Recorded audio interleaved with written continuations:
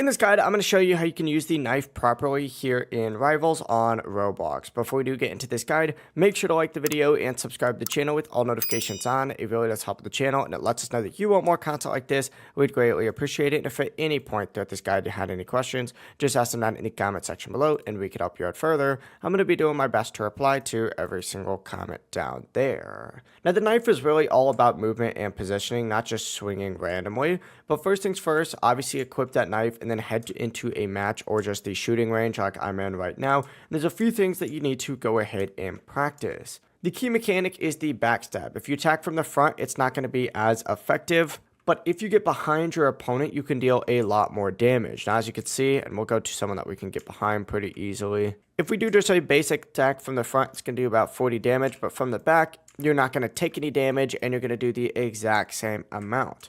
To do this consistently, you want to use movement techniques like sliding. So run at your target and then slide past or behind them, just like so. And as you're sliding past them, be attacking them. It is kind of hard to get used to, but it really is not too bad once you do get used to it. If you're like running straight towards them, you want to slide past them and then slide one more time right behind them and then just slash at them as you're sliding behind them.